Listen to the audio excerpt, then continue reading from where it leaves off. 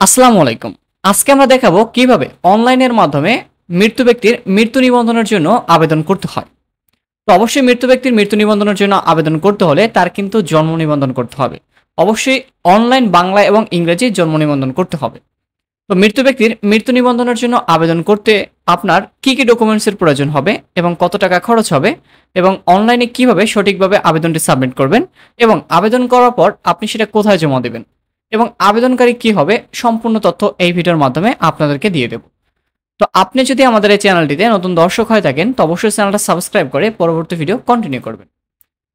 তো অনলাইনে মৃত্যু নিবন্ধনের জন্য আবেদন করতে হলে আপনাকে সর্বপ্রথম চলে যেতে হবে গুগল ক্রোম ব্রাউজারে এবং ব্রাউজারে গিয়ে লিখবেন bdiris.gov.bd। তো লেখার পরে এন্টার প্রেস করে দেবেন। তো এন্টার প্রেস করে দেওয়ার পর আপনাদেরকে এরকম একটা ইন্টারফেসে নিয়ে আসবে, যেখানে সর্বপ্রথম আপনাকে জন্ম নিবন্ধন দেখাবে। তারপরে যে মৃত্যু নিবন্ধন আছে সেখানে মৃত্যু নিবন্ধনে ক্লিক করলেই ডাবল ক্লিক করলে কিন্তু আপনাদেরকে এরকম একটা পেজে নিয়ে আসবে। তো এখানে আসার পরে আপনাকে সর্বপ্রথম মৃত্যু ব্যক্তির যিনি মারা গেছে, যার মৃত্যু নিবন্ধনের জন্য আবেদন করতে চাচ্ছেন, তার যে জন্ম নিবন্ধন আছে সেই জন্ম নিবন্ধন নম্বরটি আপনাকে এখানে বসিয়ে দিতে হবে। তো জন্ম নিবন্ধন নম্বরটি বসানো হয়ে গেলে তার যে জন্ম তারিখ আছে সেটা আপনারা এখানে বসিয়ে দেবেন। তো বসানো হয়ে গেলে নিচে যে ক্যাপচারটি দেখাচ্ছে আপনারা সেই ক্যাপচারটি সেম ভাবে এখানে বসিয়ে দিয়ে অনুসন্ধান বাটনে ক্লিক করবেন। তো অনুসন্ধান বাটনে ক্লিক করার সাথে সাথে আপনাদেরকে এরকম একটা পেজ দেখাবে, যেখানে তার নাম বাংলা ইংরেজি সবকিছু আপনি দেখতে পারবেন। তারপরে যে নির্বাচন করুন বাটনটিতে এটা ক্লিক করবেন। তো নির্বাচন করুন বাটনটিতে ক্লিক করার পর আপনি কি নিশ্চিত এখানে হা বাটনে ক্লিক করে দিবেন। তারপরে আপনি যে কার্যালয়ে মৃত্যু নিবন্ধনের জন্য আবেদন করতে চাচ্ছেন সেই কার্যালয়টা আপনি এখানে সিলেক্ট করে দেবেন। আপনার জন্ম নিবন্ধনটি যে কার্যালয় থেকে করা আছে সেখান থেকে আপনি মৃত্যু নিবন্ধন নিতে পারবেন। আপনি চাইলে কিন্তু বাংলাদেশের অন্য যে কোনো কার্যালয় থেকেও তার মৃত্যু সনদটি নিতে পারবেন। তো অবশ্যই আমি বলে রাখি, আপনি যেখান থেকে অরিশ সার্টিফিকেট নিতে চান সেখান থেকে নিলেই আপনার জন্য ভালো হবে। কেননা মৃত্যু নিবন্ধন করা মানে একজন ব্যক্তির তার জীবনের শেষ অধ্যায়। তো এখানে সর্বপ্রথম দেশ সিলেক্ট করে দিবেন। তারপরে আপনি যে বিভাগে আবেদন করবেন সেই বিভাগটা সিলেক্ট করে দিবেন। তারপরে আপনার যে জেলা আছে সেটা এখান থেকে সিলেক্ট করে দিবেন। জেলা সিলেক্ট করে দেওয়ার পর সিটি কর্পোরেশন, ক্যান্টনমেন্ট বা উপজেলা আপনি এখান থেকে সিলেক্ট করে দিবেন।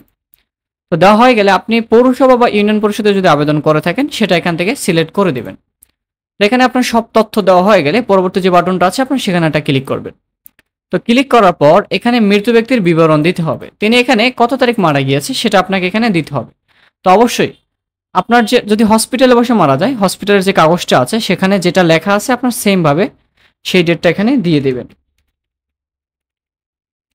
তো মৃত্যুর ডেটটা দেওয়া হয়ে গেলে তারপরে তিনি মৃত্যুর কি কারণ ছিল, সে কি কারণে মৃত্যুবরণ করেছে আপনারা সেটা এখান থেকে দিয়ে দেবেন। তো ইনি হৃদক্রিয়া বন্ধ হয়ে মারা গিয়েছে, আমরা সেটা এখানে দিয়ে দেব।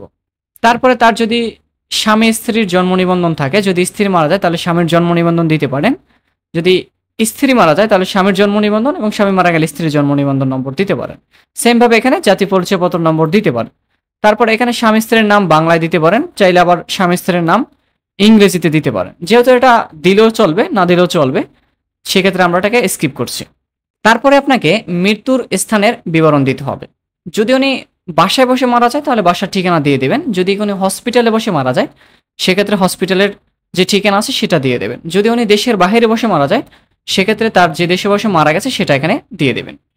তো যেহেতু উনি বাংলাদেশে বসে মারা গিয়েছে আমরা বাংলাদেশ দিয়ে দেবো। তারপরে এখানে বিভাগ দিয়ে দেব, তারপরে জেলা দিয়ে দেব, তারপরে এখানে উপজেলা দিয়ে দেব, তারপরে ইউনিয়ন পৌরসভা কোনটায় বসে মারা গেছে আমরা সেটা এখানে দিয়ে দেব। তারপর সে কোন ওয়ার্ডে তার হসপিটাল ছিল সেটা আমরা এখানে দিয়ে দেব। তারপরে ডাকঘরটা আমরা দিয়ে দেব। তো ডাকঘর আমরা এখানে বাংলায় দিয়ে দেব এবং ডাকঘর ইংরেজিতে দিয়ে দেব। এবং উনি কোন হসপিটালে বসে মারা গেছে সেটা আমরা গ্রাম, পাড়া, মহল্লা এখানে সেম ভাবে বসিয়ে দিলেই হবে।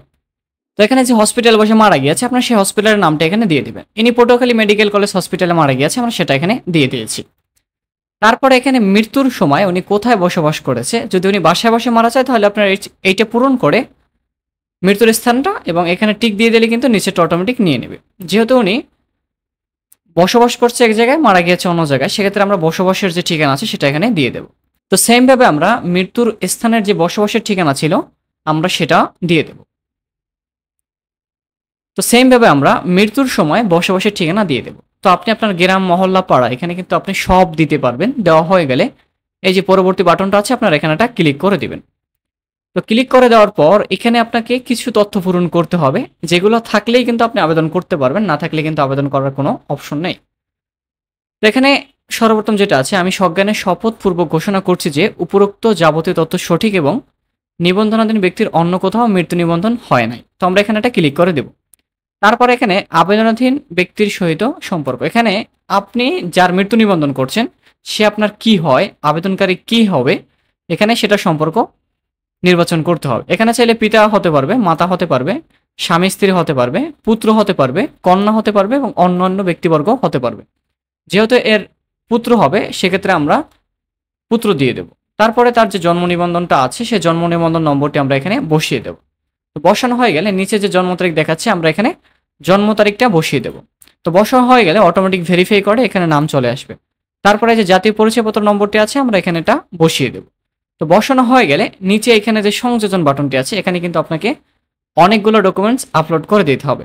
যেরকম মৃত্যু ব্যক্তির জন্ম নিবন্ধন, মৃত্যু ব্যক্তির ভোটার আইডি কার্ড, উনি কোথায় বসে মারা গিয়েছে, যদি হসপিটালে বসে মারা যায় সেক্ষেত্রে কিন্তু হসপিটালের কাগজ দিতে হবে, এবং যদি উনি বাসায় বসে মারা যায় সেক্ষেত্রে কিন্তু যে গোরস্থানে ওনার দাফন হয়েছে সেখানকার রেজিস্টার খাতার কপি দিলেই হয়ে যাবে, বা ওয়ার্ড কাউন্সিলরের প্রত্যয়নপত্র।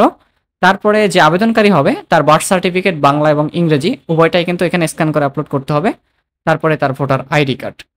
এখানে আবেদনকারী কিন্তু যে কেউ হতে পারবে, যদি তার পারিবারিক রিলেটেড হয়ে থাকে তাহলে এখানে পুত্র, স্বামী, স্ত্রী, কন্যা দিয়ে দেবেন।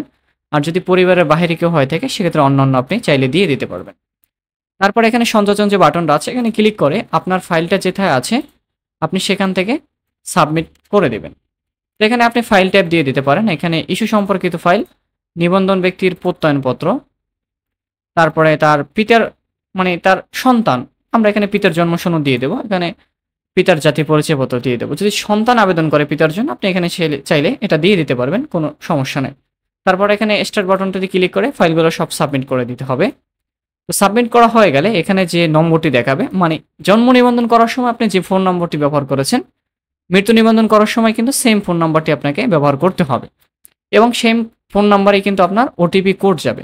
সেই কোডটি বসিয়ে তারপরে কিন্তু আপনাকে সাবমিট করতে হবে। তারপরে এখানে যে ইমেল অ্যাড্রেস আছে আপনি চাইলে এখানে একটা ইমেল অ্যাড্রেস দিয়ে দিতে পারেন। তারপর যে ওটিপি পাঠান বাটনটিতে ক্লিক করে আপনি আপনার ফোনে ওটিপিটা নিয়ে নেবেন। তারপরে আপনার ফোনে যে 6 সংখ্যার ওটিপিটা যাবে সেটা এখানে বসিয়ে সাবমিট দিয়ে দেবেন। যারা মৃত ব্যক্তির জন্ম এবং মৃত্যু নিবন্ধন করাতে যাচ্ছেন তারা কিন্তু চাইলে আমাদের মাধ্যমে খুব সহজেই করাতে পারবেন।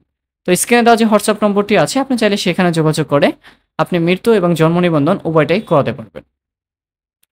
এখন আবেদন করা হয়ে যাওয়ার পরে আপনাকে যে ফর্মটি দেবে সেটার সাথে আপনি যে কাগজপত্রগুলো স্ক্যান করে আপলোড করে দিয়েছেন সেই কাগজপত্রগুলো আপনার যে নিকটবর্তী কার্যালয় আছে, জন্ম এবং মৃত্যু রেজিস্টার যে কার্যালয় আছে আপনি সেখানে জমা দিয়ে আসবেন। জমা দেওয়ার 2 থেকে 3 দিনের ভিতরে কিন্তু আপনাকে সনদ দিয়ে দেবে, এবং তারা যদি আপনার পরিচিত বা রিলেটিভ হয়ে থাকে সেক্ষেত্রে কিন্তু আপনাকে 1 দিনের ভিতরে এটা দেওয়া পসিবল। এটার জন্য আপনাকে সর্বসাকুল্যে পেমেন্ট করতে হবে 50 টাকা। 50 টাকার ভিতরে কিন্তু আপনি মৃত্যু নিবন্ধনের জন্য আবেদন করতে পারছেন। তো আজকের ভিডিওটা এ পর্যন্তই। ভিডিওটা কেমন লেগেছে অবশ্যই কমেন্টে জানাবেন, এবং এরকম আরও নতুন নতুন ভিডিও পেতে আমাদের এই ছোট্ট চ্যানেলটি সাবস্ক্রাইব করে রাখবেন। তো দেখা হবে আবারও নতুন কোনো ভিডিওতে। সে পর্যন্ত সকলেই সুস্থ থাকুন, ভালো থাকুন। আল্লাহ হাফেজ।